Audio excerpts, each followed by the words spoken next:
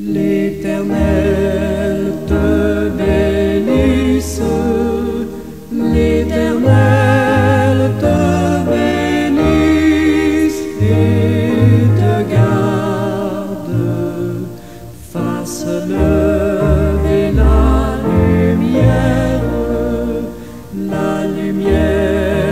de sa face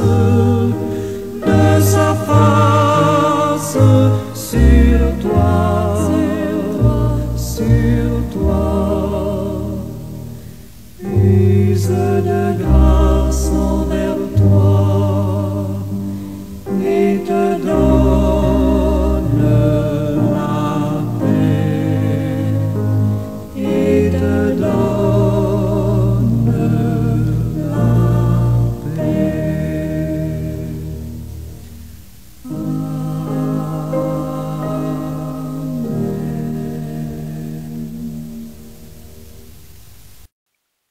Père très saint et digne de gloire, nous voici comme peuple racheté à cause de cet amour si grand, si puissant, si immuable dont tu nous aimes.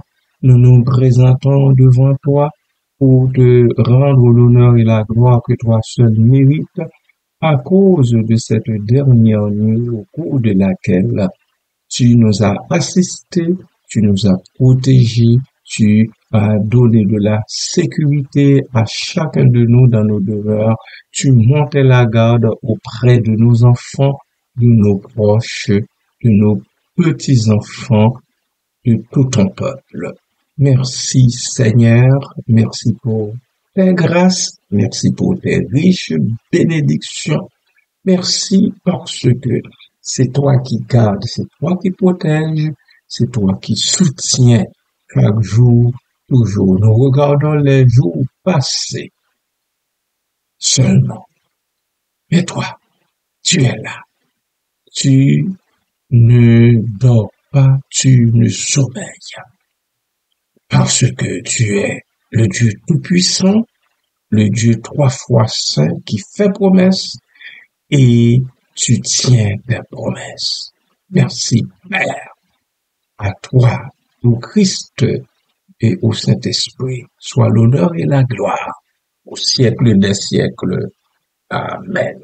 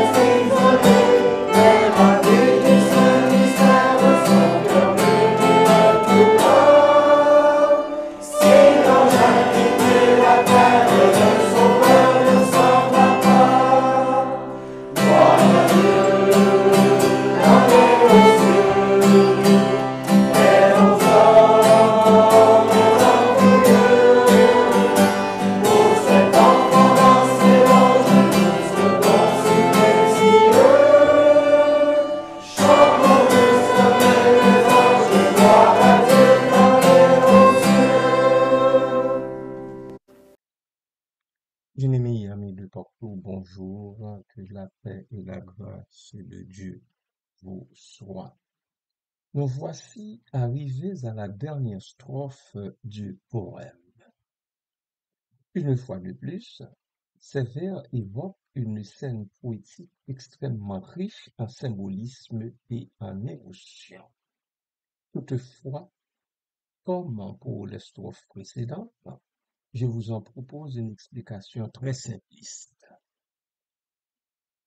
En chantant l'hymne nouvelle, ce vers évoque la célébration d'un événement marquant, probablement la naissance d'une Messie promis depuis des temps immémoriaux. On associe souvent cette célébration à l'annonce des anges, tandis que l'hymne nouvelle symbolise la joie et l'espoir apporté par cet événement. L'ange au ciel s'est envolé. L'ange, une fois de plus, figure divine, représente un messager de Dieu. Son envol vers le ciel suggère un retour à la source divine après avoir annoncé la bonne nouvelle. La nouvelle qui surpasse toutes les autres nouvelles jamais entendues jusque-là. La nouvelle qui durera éternellement. Cela peut également symboliser l'idée que le message sacré transcende le monde terrestre. Mais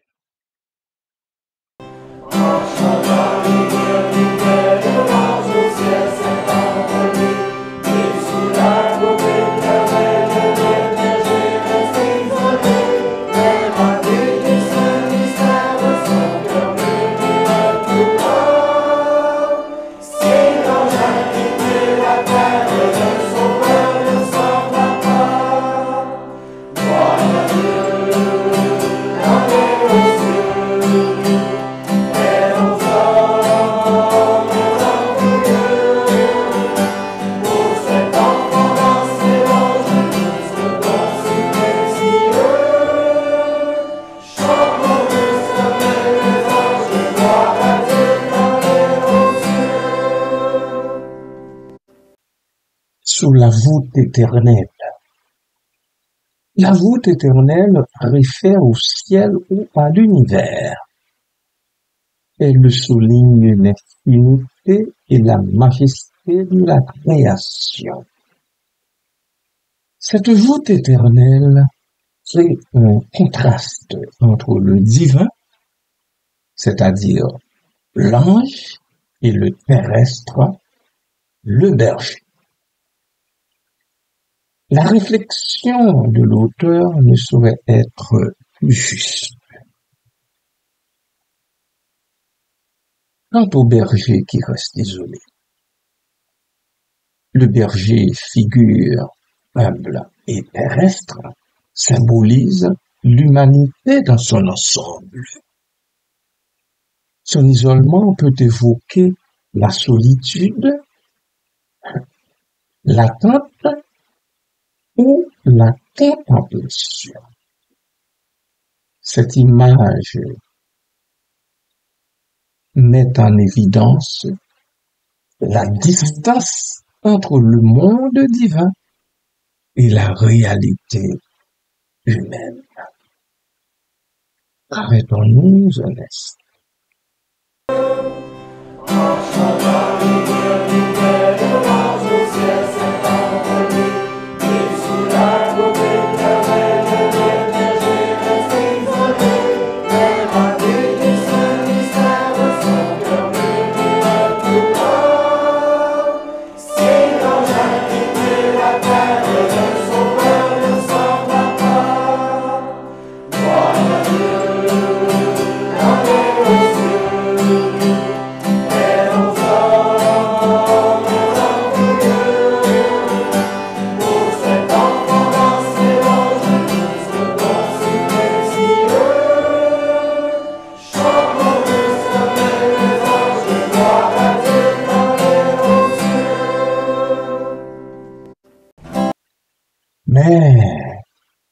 mais ravi du Saint mystère.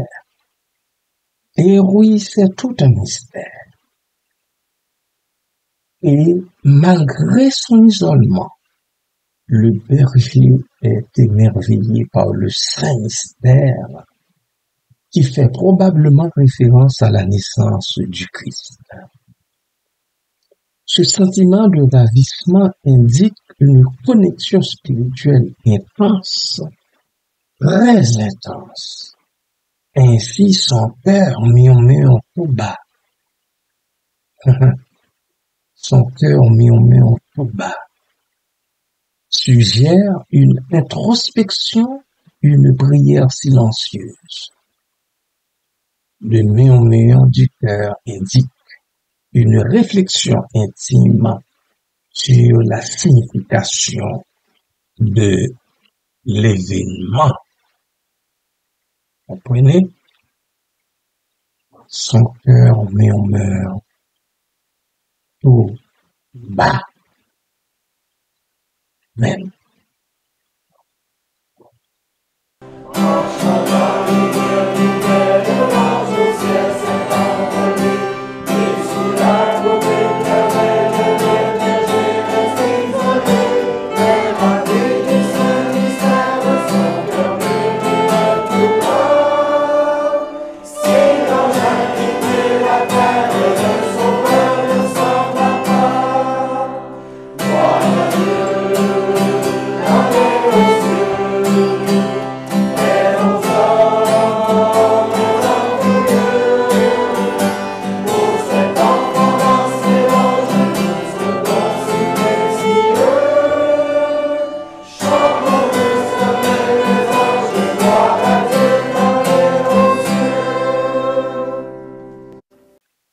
Dans le murmure de son cœur, le berger dit, si l'ange a quitté la terre, le Sauveur, lui, ne s'en va pas. Cette phrase inclusive offre un message d'espoir. Bien que l'ange soit parti, la présence du Sauveur reste sur terre. Alléluia.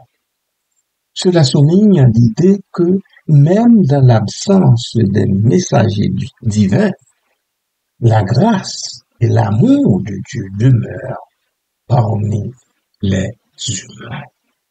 Et c'est effectivement ce qui est fait. La grâce et l'amour de Dieu nous accompagnent, nous, les humains, tels que nous sommes, et non tels que nous devrions être devant sa sainte présence. Grosso modo, nous comprenons que ces vers font un parallèle entre le divin et l'humain. Ils soulignent les thèmes de l'émerveillement, les thèmes de la solitude et de l'espoir. Ils rappellent que même lorsque les signes célestes semblent s'éloigner de nous, la promesse divine persiste, offrant réconfort et assurance à ceux et celles qui croient. Et croyez-vous, vous qui m'écoutez présentement, alors restez bénis, richement bénis, en Jésus-Christ, l'Emmanuel, le Sauveur du monde.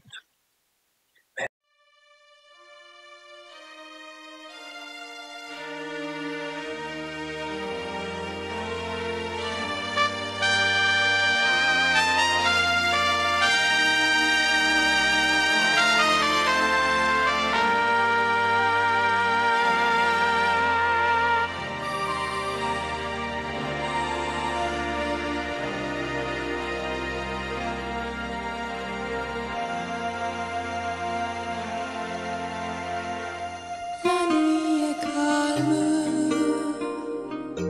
le temps est clair, la majesté de nos montagnes célèbre ton nom, ce nom si fort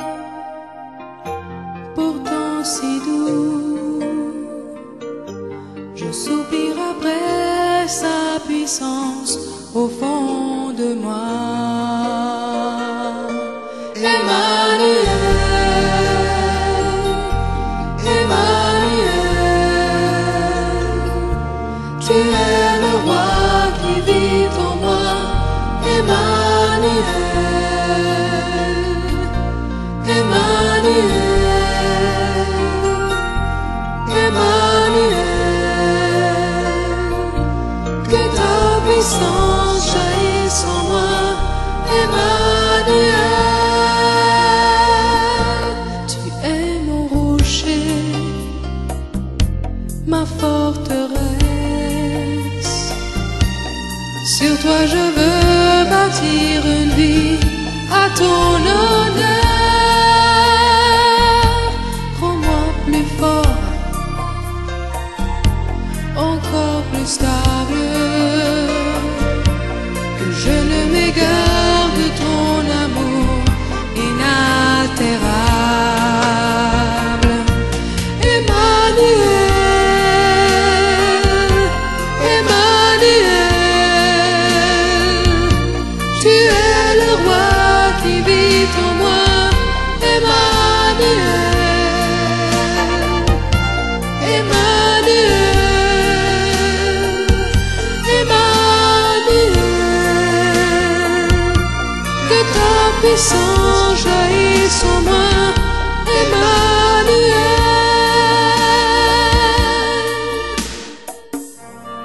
reste avec moi et parle-moi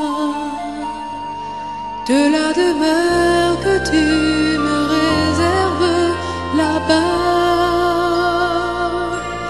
Édifie-moi, instaure en moi la volonté et le désir de suivre ta loi.